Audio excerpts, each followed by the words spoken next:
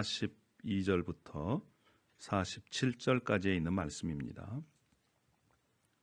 사도행전 2장 42절부터 47절까지에 있는 말씀 제가 받들어 봉독하겠습니다. 그들이 사도의 가르침을 받아 서로 교제하고 떡을 떼며 오로지 기도하기를 힘쓰니라.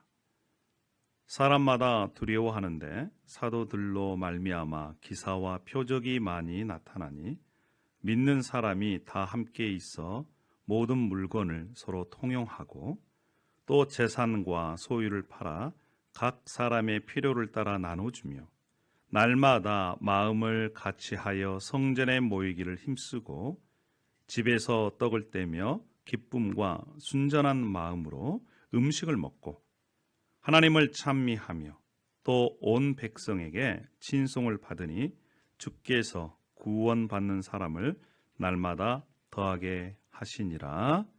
아멘. 이것은 살아있는 하나님의 말씀입니다. 잠깐 기도하겠습니다.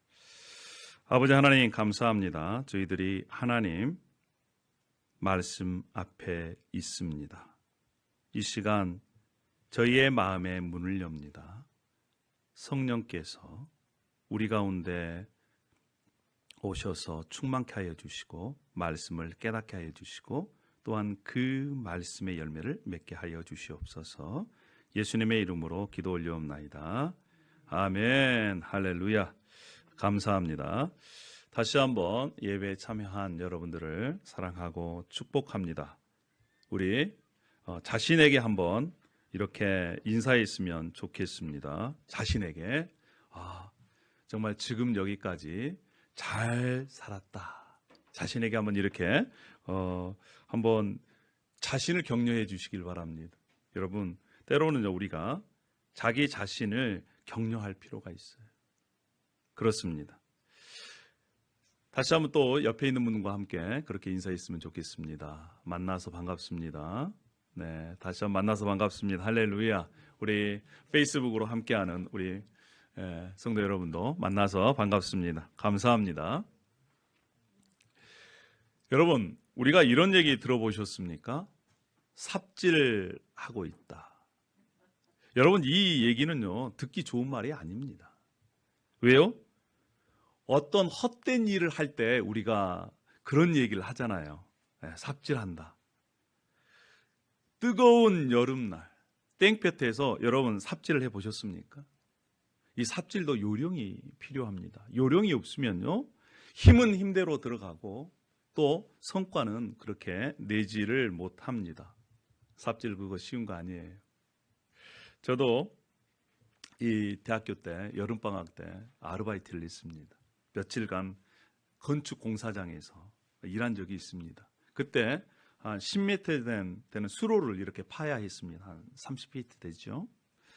하루 종일 파도 파지질 않는 거예요. 힘만 듭니다. 그때에 나이 많으신 어르신께서 알려주시는 거예요. 어이 젊은이, 삽질은 그렇게 하는 게 아니라네.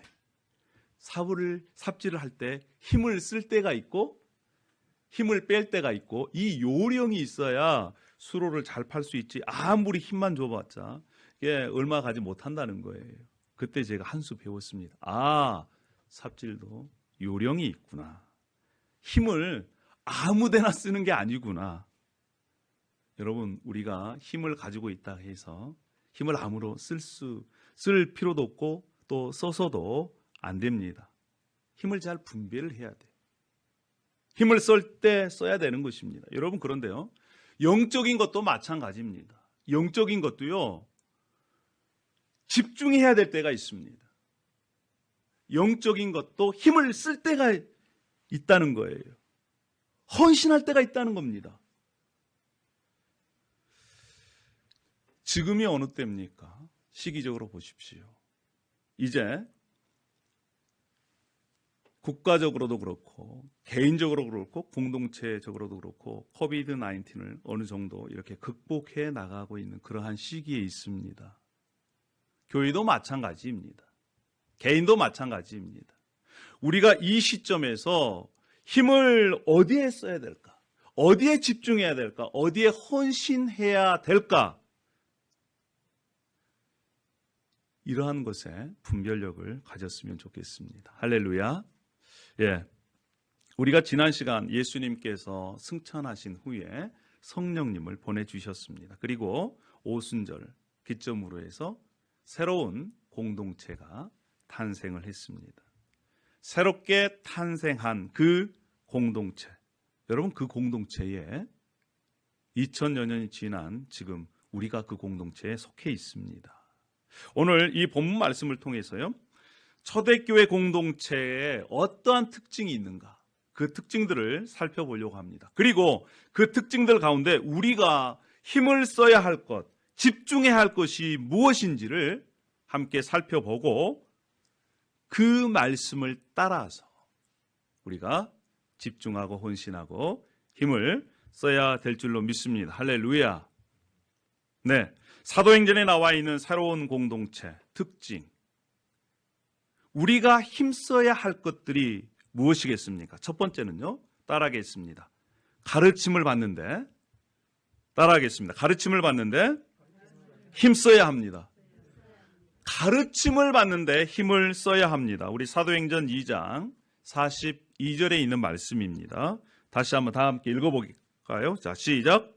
그들이 사도의 가르침을 받아 서로 교제하고 떡을 떼며 오로지 기도하기를 힘쓰니라. 초대교회 공동체는 사도의 가르침을 받는데 힘을 썼습니다. 사도들의 가르침이 무엇이었겠습니까? 그것은요, 한마디로 얘기하면 예수가 주다, 예수가 그리스도다, 예수가 메시아다, 그를 믿으면 죄를 용서받고 하나님의 자녀가 되어 하나님께서 주시는 복을 누릴 수 있다. 구약에서 예언한 메시아, 오실 메시아가 바로 예수다 라고 사도들은 가르쳤습니다. 뿐만 아니라 이제 성령께서 오심으로 말미암아 그 사도들에게 예수님께서 가르쳐 주신 것들이 막 생각이 나는 거예요. 그동안 예수님이 말씀하신 것들이 생각이 나고요, 또 이 말씀이 깨달아지고요. 그래서 예수 그리스도의 말씀을 사도들이 가르쳤습니다. 뿐만 아니라 예수님에 관해서 사도들이 집중해서 초대교회 공동체에게 가르쳤어요. 여러분, 우리가 예수님을 제대로 알려면 하나님께서 주신 이 말씀을 제대로 알아야 됩니다. 예수님을 제대로 알려면 하나님의 말씀을 통해서만 가능하다는 거예요. 말씀을 떠나서는 우리가 예수님이 누구신지를 알 수가 없습니다. 그래서 예수님께서도 말씀을 강조했어요. 어떤 사람이 말씀을 듣습니다. 즉시 기쁨으로 받습니다. 그런데 그 말씀이 자라질 못해요. 왜요? 그 말씀 때문에 환난이나 박해가 일어나면 넘어진다는 거예요. 믿음을 버린다는 것입니다. 여러분, 믿음에 이 뿌리가 없고 말씀에 지식이 없기 때문에 어떤 사람들은 다른 복음 이단에 빠지기도 합니다. 우리가 이 성경 말씀을 제대로 알려면 제대로 해석을 할 줄 알아야 됩니다. 즉, 문화가 다르고 역사가 다르고 문학이 다르고 언어가 다른 이 하나님의 말씀을 받아들은 첫 번째 독자들이 어떻게 받아들였을까? 이것을 이해하고 나서, 알고 나서 그 다음에 이것을 우리 시대에 적용을 해야 되는 거예요. 이것을 무시하고 바로 이 말씀을 우리에게 적용했을 때는 문제가 되는 것입니다. 그래서 어떤 사람들은 자기의 이론을, 자기가 주장하는 바를 뒷받침하기 위해서 말씀을 끌어서 자기 합리화를 시키고 그렇습니다.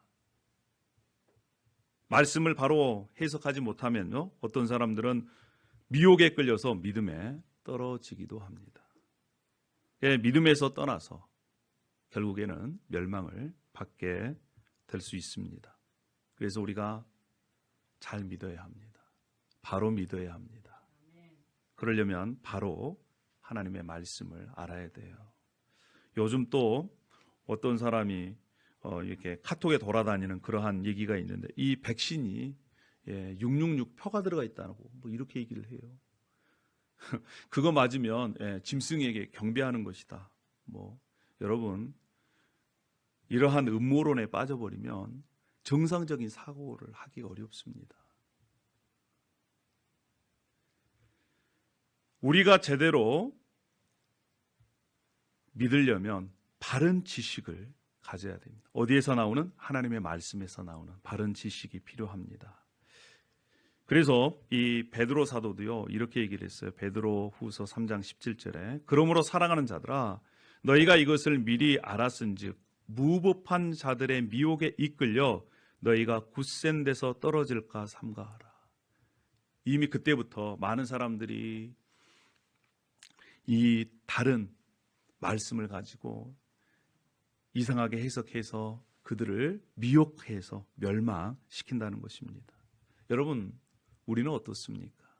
우리는요 이상한 데 빠져서 멸망받을 그럴 사람들이 아닙니다. 사도들과 선지자들이 닦아놓은 예수 그리스도를 믿음으로 굳게 잡고 흔들리지 말아야 할 존재들입니다. 할렐루야. 그렇습니다. 어떤 사람들은요 이 마치 내일 세상이 멸망할 것 같은 그러한 불안함에 호들갑에 떠는 그런 사람들도 있어요. 그런데요 우리가 예수 그리스도를 믿는 믿음 그 반석 위에 굳게 서면 복음의 소망을 통해서 여유를 가져요. 여유. 세상에 막 재난이 일어나고요 전쟁이 일어나도 마음의 여유를 가질 수 있는 이유가 뭐예요? 그것이 바로 예수 그리스도를 믿는 믿음입니다. 저와 여러분이 예수 그리스도를 믿는 믿음으로 마지막 결국 영혼 구원을 받는 데까지 이르기를 소망합니다. 할렐루야. 여러분 우리가요 예수 그리스도를 붙잡고 믿음이 점점 성장해 가면 예수님을 닮아가고 또한 예수 그리스도로 말미암아 진리가 우리 속에 있기 때문에 우리가 자유함을 누릴 수가 있어요. 경제적으로 어려워도 마음속에 자유함이 있습니다. 신체적인 건강이 안 좋아도 우리 속에 자유함이 있을 수 있어요. 예수 그리스도로 말미암아. 여러분 그러면 우리가 그러한 단계까지 나아가려면 어떻게 해야 될까요? 디모데후서 3장 14절에 이렇게 말씀합니다. 너는 배우고 확신하는 일에 거하라. 배우고 확신하는 일. 예수 그리스도를 배우는 일에 계속해서 그래서 그 배움을 통해서 우리가 믿음의 확신을 갖는 단계까지 계속해서 나아가야 됩니다. 베드로후서 3장 18절에 이렇게 말씀합니다. 오직 우리 주 곧 예수 그리스도의 은혜와 그를 아는 지식에서 자라가라. 우리가 계속해서 예수 그리스도를 아는 지식에서 자라가야 된다는 거예요. 여러분 작년보다 올해가 더욱더 예수님을 아는 지식에 그래서 그 풍성한 그분으로 말미암은 그 은혜 가운데 우리가 믿음이 자라나고 성장해야 됩니다. 여러분 어떻습니까? 작년보다 더 성장하셨습니까? 그러면 시간을 잘 보낸 것입니다. 그런데 작년보다 믿음이 떨어졌다. 이거는 우리가 삶을 점검해 봐야 되는 것이지요. 계속해서 우리는 예수 그리스도를 알아가는데 배워가야 하는 것입니다. 그래서 주님의 말씀을 배우는데 시간을 들여야 되는 거예요. 매일매일 삶 속에서 생활 속에서 예수님을 알아가는 시간을 보내야 되는 것입니다. 그래서 여러분 하루에 그리고 일주일 동안 예수님에 관련된 이 말씀을 공부하는 시간 함께 시간을 내서 가르침을 받았으면 좋겠습니다. 할렐루야. 그러면 우리가 믿음이 자랍니다. 가르침을 받는 것에 우리가 힘을 써야 될 줄로 믿습니다. 첫 번째입니다. 두 번째는 무엇이겠습니까? 따라하겠습니다. 두 번째 우리가 힘써야 할 것은 우리는 그리스도 안에서 서로 교제하기에 힘써야 합니다. 다시 한번 사도행전 2장 42절 말씀을 읽어볼까요? 시작. 그들이 사도의 가르침을 받아 서로 교제하고 떡을 떼며 오로지 기도하기를 힘쓰니라. 초대교회 공동체는 사랑의 공동체였습니다. 교제에 있습니다. 교제라고 하는 것은 코이노니아, 영어로 펠로우십이죠. 사랑의 나눔이 있었다는 거예요.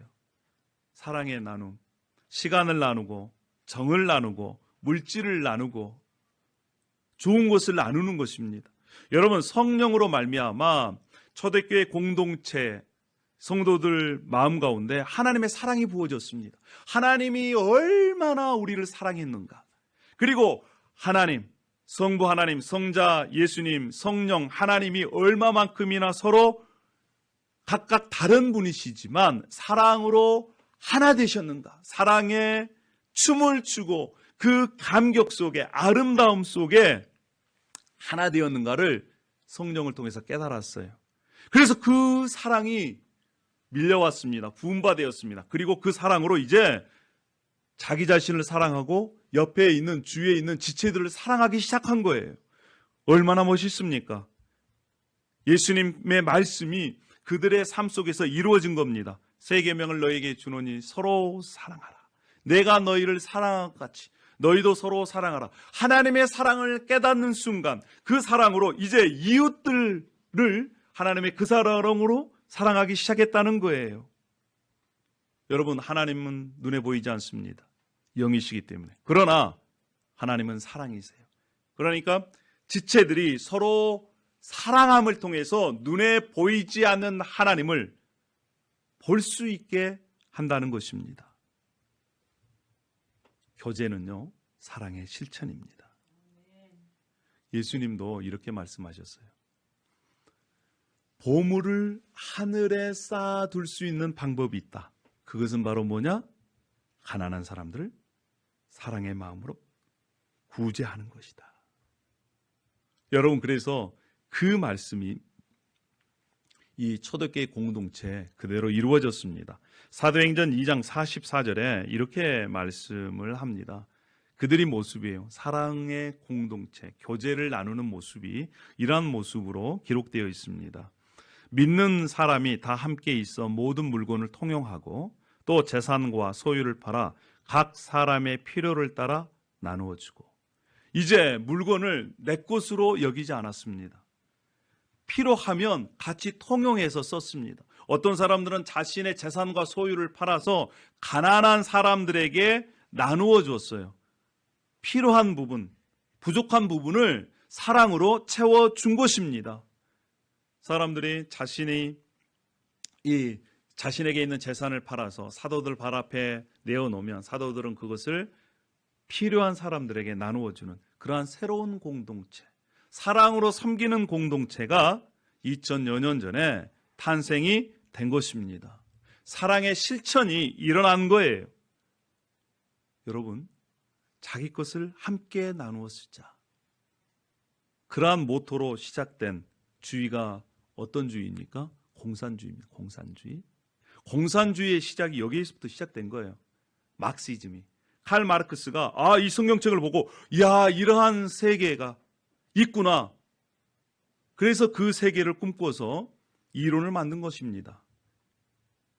그런데 막시즘, 공산주의와 초대교회는 같이 함께 나누자는 의미에서는 같지만 근본적으로 다른 게 있어요. 그것이 뭔지 아십니까? 그것이 바로 자발성입니다. 공산주의는 무엇을 가지고 나누자는 거예요? 힘을 가지고, 혁명을 가지고, 이 노동자 계급이 혁명을 통해서 부자들 것을 빼앗아서 나누자는 것입니다. 그런데 초대교회 공동체, 새로운 공동체, 하나님 나라 공동체는 무엇이에요? 자발적입니다. 성령의 감동이 되어서 옆에 있는 지체들이 가족이에요. 한 몸이에요. 그러니까 자발적으로 나누어 줄 만큼 나누어주면 나누어줄수록 기쁜 겁니다. 감사가 되는 거예요. 이것이 근본적으로 다른 것입니다. 이 몇 주 전에 일이었습니다. 이 교회에 있는데요, 가끔 전화를 받습니다. 모르는 전화번호는 잘 받지 않는데 전화가 와서 전화를 받았는데 그분이 바로 교회 앞에 있다는 거예요. 나가봤더니 중년 미국 아줌마였습니다.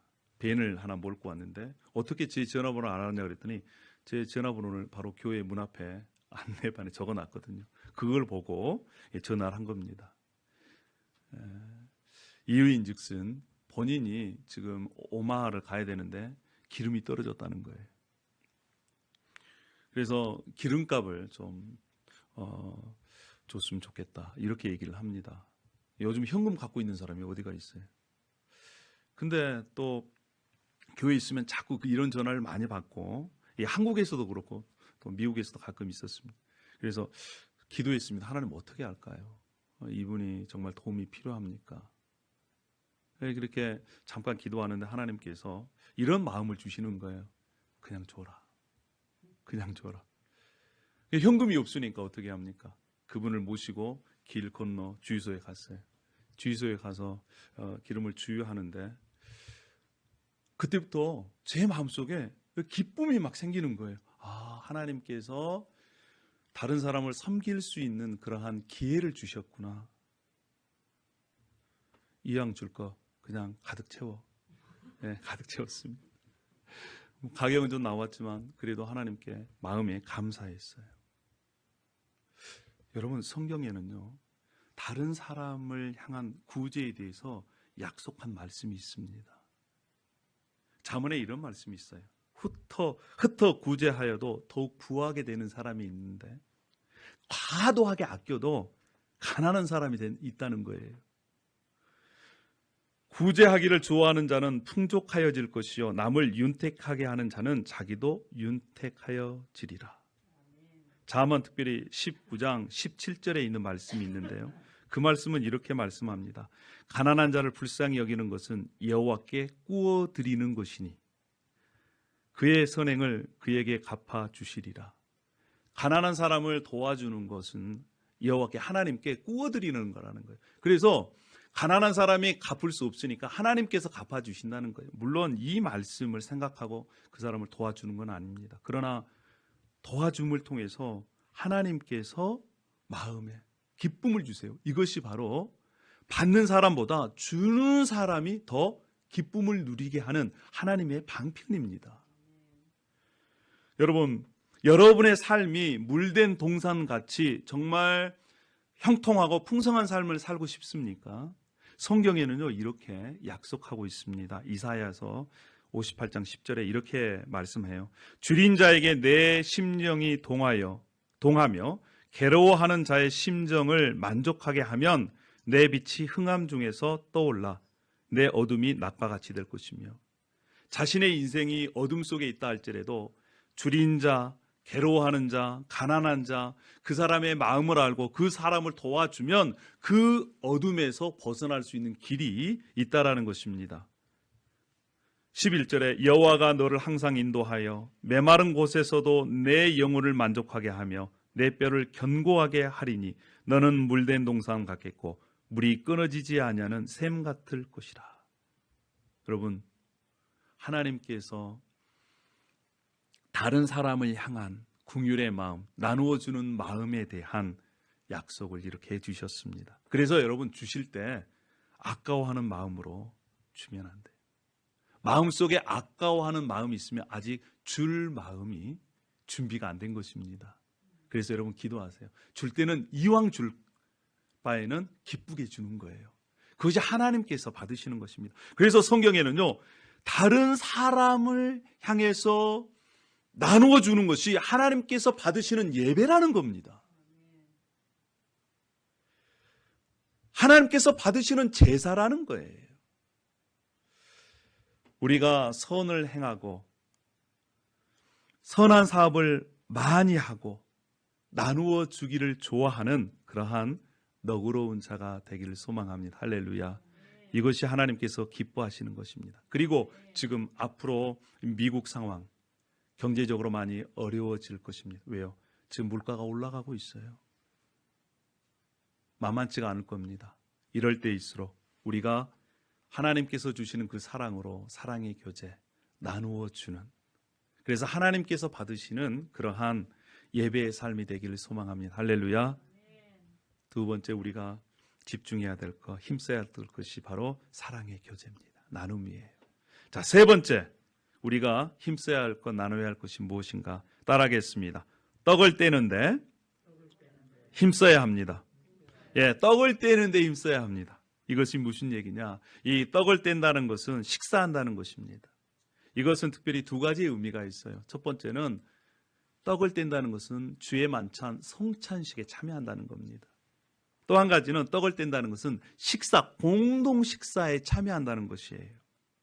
함께 식사한다는 것은 어떤 의미가 있느냐? 식구라는 의미입니다. 그래서 우리 한글말이 참 좋아요. 식구.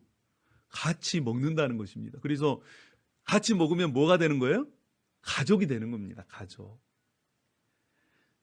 초대교회도요, 함께 먹음으로 말미암아 성찬에 참여하든 예찬에 참여하든 함께 먹음으로 한 가족이라는 그러한 의미를 거기에 부여하는 거예요. 특별히 우리가 성찬에 참여하는 것, 예수님을 기억하는 것입니다. 성찬에 참여하는 것은 예수님을 기억하고 이제 내 남은 인생을 예수님의 이 고난에 동참하겠다는 거예요. 그리고 성찬에 참여함으로 우리가 하나 공동체다, 한 가족이다 라고 하는 것을 고백하는 것입니다. 뿐만 아니라 성찬에 참여함으로 이제 예수님께서 오실 때에 참여할 혼인잔치를 기대하는, 소망을 갖는다는 그런 의미가 있어요. 그래서 성찬에 참여하는 것은 매우 중요합니다. 우리가 코비드 전에는 매월 첫 주에 성찬식을 했습니다. 코비드 때문에 중간중간 못했는데 이제 다음 달부터 첫 주에, 매주 첫 주에 성찬식을 다시 하려고 합니다. 이 성찬식을 통해서 우리가 하나된 공동체요, 예수님을 기억하고 또한 남은 인생을 예수 그리스도를 위해서 재혼신하는 그러한 시간들이 되기를 소망합니다. 할렐루야, 아멘입니다. 또 떡을 뗀다는 것은 식탁교제라고 말씀했습니다. 함께 식사하는 것, 이건 굉장히 중요합니다. 왜요? 예수님께서도 바리새인들에게 비난을 받는 이유가 뭐예요? 죄인들과 함께 식사한다는 겁니다. 식사한다는 것은 아까도 얘기했지만 가족이 된다는 것, 친구가 된다는 의미예요. 근데 예수님께서 죄인들과 같이 함께 식사하는 것, 그것이 예수님이 비난받는 비난거리가 되었습니다. 예수님은요, 설교를 듣고 배고파하는 5천 명을 먹이셨어요. 뿐만 아니라 예수님이 십자가에 달려 죽으셨을 때 배신했던 그 제자들을 찾아가셔서 하신 일이, 제 첫 번째 하신 일이 뭐예요? 식사를 대접하는 것이었습니다. 사도들도 마찬가지고요. 식사 교제는 매우 중요합니다. 여러분, 배가 고프면요, 관계도 나빠져요. 그래서 중요한 결정, 회의는 식사 전에 하면 안 됩니다. 싸움 납니다. 밥 먹고 합시다. 이게 그냥 나온 게 아니에요. 다 이유가 있는 것입니다. 친구와 다투어도요, 화해하는 의미로, 야, 우리 밥 한 끼 하자. 내가 밥 한 끼 살게. 이러면 다 화해되는 거예요. 그만큼 먹는 것이 중요합니다. 교회 안에서도 마찬가지입니다. 식사 교제가 얼마나 중요한지 몰라요. 특별히 미국 땅에서 한인교회 식사 교제는 우리의 또 특별한 문화입니다. 미국 교회에서 가질 수 없는 그런 문화죠. 근데 이 코로나 때문에 우리가 그동안 중단을 했는데, 어떤 분이 이렇게 제안을 했습니다. 우리가 매주 만찬, 코로나 전에는 만찬을 했는데 혹시 부담을 가질 수 있으니까 이제 매월 첫 주에 우리가 각자 음식 한 가지씩, 아니 두 가지씩을 이렇게 가져와서 팔락으로 우리가 만찬을 하면 어떻겠느냐. 그거 좋은 생각이다. 나머지 주는 우리가 간단하게 커피나 또 감자를 삶아가지고 이렇게 나누어서 교제하고, 또 한 달에 한 번 정도는 우리가 함께 모여서 만찬을, 예찬을 나누는 것도 좋은 그런 방법이다, 이렇게 생각이 들었습니다. 여러분, 풍성한 식탁 교제를 통해서 하나님의 은혜와 뿐만 아니라 서로 우리 지체, 이런 이 가족의 의식들을 함께 나누기를 소망합니다. 할렐루야. 그게 세 번째입니다. 떡을 떼는 것. 자, 마지막 네 번째는 무엇일까요? 마지막 네 번째, 우리가 집중해야 될 것이 있습니다. 그것은 바로 기도하는 것입니다. 다시 한번 우리 사도행전 2장 42절 말씀을 함께 읽어보겠습니다. 자, 시작. 그들이 사도의 가르침을 받아 서로 교제하고 떡을 떼며 오로지 기도하기를 힘쓰니라. 그렇습니다. 우리 신앙의 선배들은 기도했습니다. 성령을 기다리며 기도했습니다. 모일 때마다 기도했습니다. 어떠한 일이 있을 때마다 기도했습니다. 사역할 때도 기도했습니다. 일꾼을 세울 때도 기도했습니다. 기도를 통해서 성령의 능력이 나타났습니다. 베드로가 다비다, 이 목숨을 잃었던 다비다를 또 이렇게 세울 때에도 기도했습니다. 고넬료가 하나님께 은혜를 받을 때에도 기도했습니다. 그들은 성전에서 기도했고 또 따로 시간을 떼어서 기도했습니다. 기도를 통해서 성령 충만을 받았고 기도를 통해서 감옥이 열리는 기적을 경험했습니다. 기도를 통해서 선교사를 파송했습니다. 기도를 어디에서까지 했느냐? 매를 맞고 감옥 속에 있을 때까지 그들은 한밤중에 기도했습니다. 심지어 바울 사도는요, 잡혀서 로마로 끌려가는 그 도중에 배가 파산해서 한 섬에 머물러 있을 때에도 기도했어요. 사랑하는 여러분, 기도는 아무리 강조해도 지나치지 않습니다. 왜요? 기도는 영혼의 호흡이기 때문에 그렇습니다. 여러분들은 호흡을 몇 분이나 멈출 수 있습니까? 나는 호흡을 30분간 멈출 수 있다. 그 사람은 기적이에요. 대부분 10분도 채우지를 못합니다. 만약에 우리가 기도하지 않는다는 것은 호흡을 멈춘다는 겁니다. 호흡을 멈추면 우리가 견딜 수 없는 고통이 느껴집니다. 영적으로도 마찬가지예요. 우리가 기도하지 않으면 영적으로 이러한 고통이 느껴져야 되는데 무감각하면 어떻게 합니까? 우리가 힘써야 할 것이 무엇이에요? 기도하는 것입니다. 그래서 성경에는 계속적으로 기도를 강조하고 있습니다. 기도에 항상 힘쓰라. 지금이 영적 전투 현장에 우리가 있습니다. 보이지 않습니다. 적들이. 그런데 우리가 보이지 않는 적들에 승리할 수 있는 그 길이 뭐냐? 말씀을 붙잡고 기도하는 길이에요. 에베소서 6장 18절에 이렇게 말씀합니다. 모든 기도와 간구를 하되 항상 성령 안에서 기도하고 이를 위하여 깨어 구하기를 항상 힘쓰며 여러 성도를 위하여 기도하라. 한 절에 구하라, 또 간구하라, 기도하라, 그만큼 강조하고 있습니다. 기도하기를 계속하고 기도에 감사함으로 깨어있고 성령으로 기도하고. 여러분, 우리가 지금 집중해야 할 것, 힘써야 할 것이 바로 기도인 줄로 믿습니다.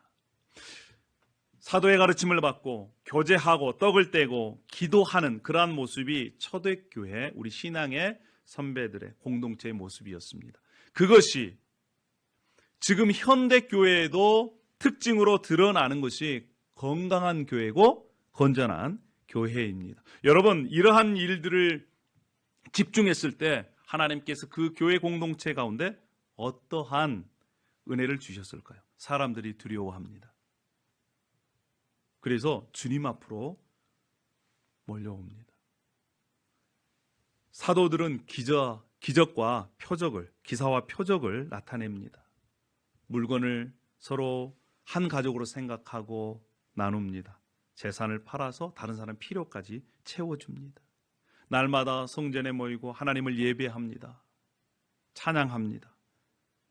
다른 사람들이 그 교회 공동체를 칭찬합니다. 그러니까 교회 공동체에 믿지 않는 사람들이 더 많이 늘어나는 그러한 은혜를 겪습니다. 여러분, 우리 초대교회 신앙의 선배들은요, 믿지 않는 사람보다 훨씬 더 윤리적이었고 칭찬받는 삶을 살았습니다. 요즘 기독교인은 어떻습니까? 손가락질 당합니다. 빛과 소금은커녕 오히려 세상에 짐이 되는 그러한 실정에 있지 않습니까? 말로만 복음을 전하는데 행동은 따라가지 않습니다. 여러분, 우리 교회가 세상 사람들로 하여금 칭찬받는 그러한 교회 공동체가 되기를 소망합니다. 우리 교회가 초대교회와 같은 그러한 교회 공동체를 정말 저는 이루고 싶습니다. 비록 사람이 많고 적음을 떠나 두세 사람이 내 이름으로 모인 곳에 나도 그들 중에 있느니라 주님께서는 이렇게 말씀하셨습니다. 정말 우리 교회가 초대교회와 같은 그러한 성령 충만하여 사도의 가르침을 받아 교제하고 떡을 떼고 기도하는, 그래서 이 세상으로부터 칭찬받는 그러한 교회가 될 수 있겠습니까? 저는 그러한 비전을 가지고 이곳에 있습니다. 그리고 하나님께서 그러한 비전을 품고 이 링컨 지역에 보내셨습니다. 여러분, 잘하고 유명해지고 싶은 그런 마음이 없겠습니까? 잘하고 많은 사람들을 앞에다 놓고 설교하고 그러한 마음이 없겠어요? 그러나 하나님께서 평가하실 것입니다. 한 사람을 천하보다 귀하게 여기고 하나님의 영, 성령께서 임하시는 그러한 교회 공동체를 이루어가는 그 꿈, 저와 여러분이 함께 주님의 꿈을 이루어드리는 그러한 교회 공동체 일원이 되기를 소망합니다. 할렐루야. 그것은 그저 되는 것이 아닙니다. 힘을 써야 할 때 힘을 쓸 때, 집중해야 될 때 집중하고, 헌신해야 될 때 헌신했을 때 가능한 것입니다. 날마다 말씀을 묵상해서 예수 그리스도를 닮아갈 때 가능한 거예요. 내 것을 움켜쥐면 가능하지 않습니다. 날마다 자기를 포기하고 성령으로 우리가 충만해져서 말씀에 순종했을 때 가능한 일입니다. 이 땅의 교회는 완전하지 않습니다. 그러나 완전하지 않음에도 불구하고 주님께서 원하시는 그 맛을 저와 여러분이 누리고 살았으면 좋겠습니다. 할렐루야. 날마다 우리가 말씀을 읽고 그 말씀으로 기도하고 그 말씀을 붙잡고 살아가는 저와 여러분이 되기를 소망합니다. 이런 교회가 되게 하소서. 이러한 찬양의 기도 제목을 가지고 우리가 날마다 함께 기도했으면 좋겠습니다. 이런 찬양이 있습니다. 진정한 예배가 숨쉬는 교회, 주님이 주인 되시는 교회, 믿음의 기도가 쌓이는 교회, 최고의 찬양을 드리는 교회, 말씀이 살아 움직이는 교회, 성도의 사랑이 넘치는 교회, 섬김과 헌신이 기쁨이 되어 열매 맺는 아름다운 교회, 이런 교회가 되게 해주십시오. 이러한 기도 제목을 가지고 우리가 함께 기도했으면 좋겠습니다. 우리 찬양 같이 한번 할까요?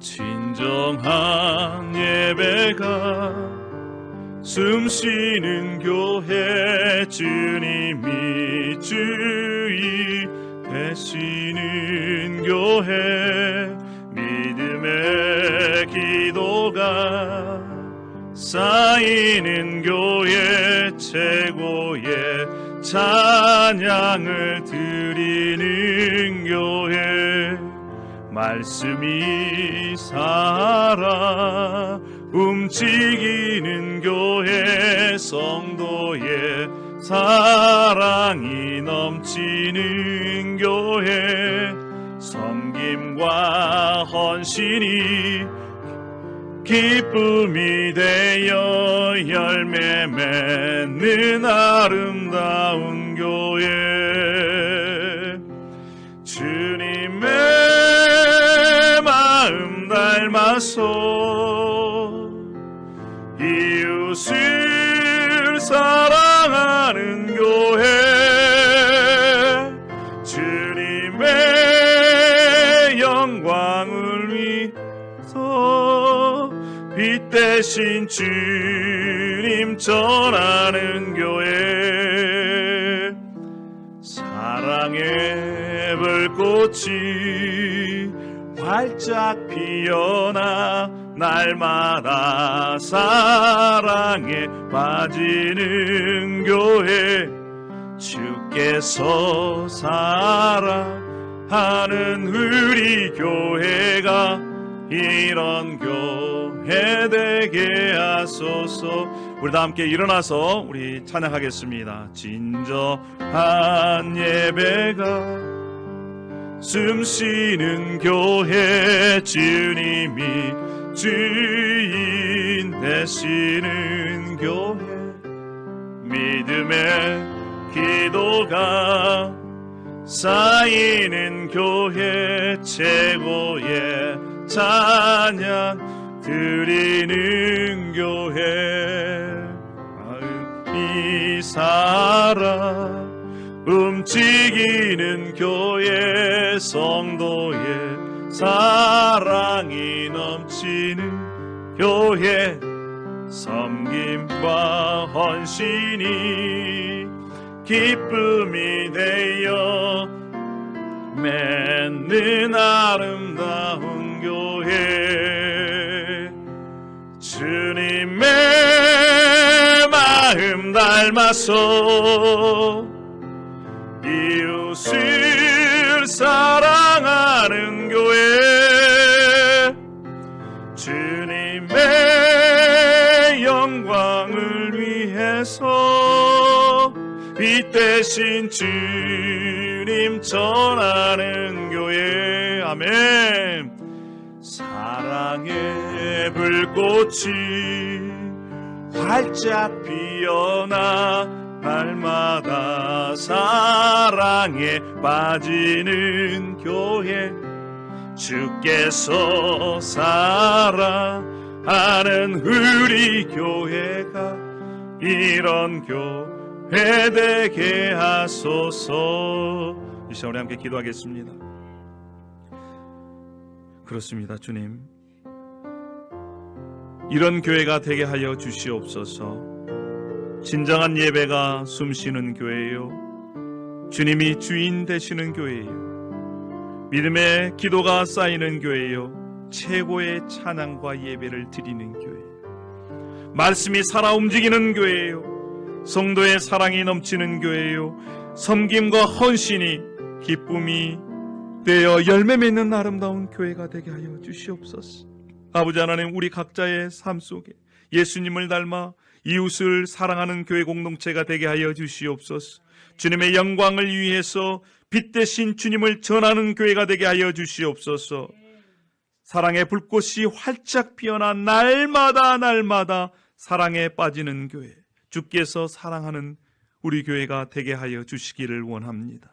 아버지 하나님 오늘 말씀을 통해서 우리가 집중해야 될 때 집중하고 힘써야 할 것에 힘쓰고 헌신해야 할 것에 헌신할 수 있도록 하나님 은혜를 베풀어 주시기를 원합니다.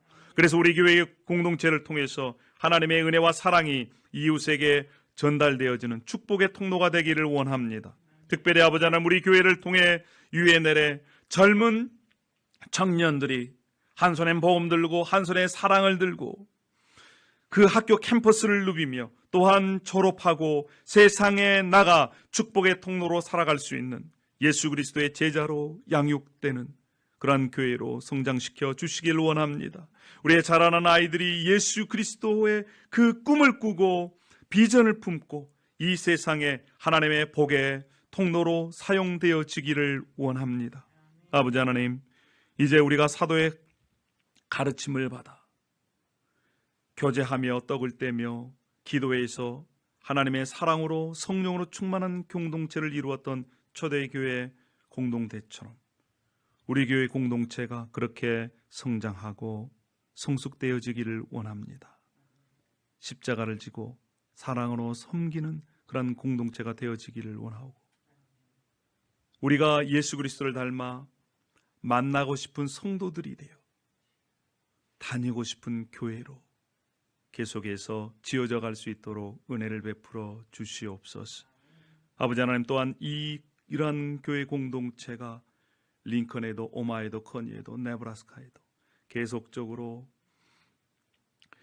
다른 지역에도 세워지고 그래서 하나님의 사랑이 더욱더 커져가는 그러한 교회 공동체의 이 목판이 될 수 있도록 하나님 인도하여 주시옵소서. 해외에 나가 있는 우리 선교사들이 있습니다. 베트남에서 불철주야 기도하고 이러한 교회 공동체를 꿈꾸고 기도하는 헌신하는 우리 제벨 선교사님 가정 하나님 함께하여 주시옵소서. 또한 이 링컨 지역의 히스패닉 처치, 이제 우리가 베트남 교회에 세워지길 위해서도 기도합니다. 아버지 하나님, 그 가운데에도 함께하여 주시어서 이제 다민족들이 이 링컨 지역에도 오마에도 네브라스카에도 처치 플랜터들을 통해서 점점 세워져 갈 수 있도록 은혜를 베풀어 주시옵소서. 한국을 방문하는 우리 지체들도 있습니다. 타주에서 우리 페이스북으로 예배하는 우리 지체들 가운데도 함께하여 주시옵소서. 또한 한국에서도 이 예배에 참여하는 우리 지체들 가운데 하나님께서 은혜를 베풀어 주시옵소서. 이제는 우리 주 예수 그리스도의 은혜와 하나님의 사랑하심과 성령의 감화 교통하심이, 하나님께서 꿈꾸시는 그러한 교회의 공동체, 그 공동체를 위해 헌신하는 하나님의 백성들, 우리 링컨 비전교회 모든 지체들 위해, 그리고 지금 온라인으로 함께 예배하는 타주에 있는 지체들과 고국에 있는 지체들 위해, 해외 나가 있는 선교사들 위해, 또 네브라스카 지역의 처치 플랜터들 위해 지금으로부터 영원히 함께 있기를 간절히 축원하옵나이다. 아멘.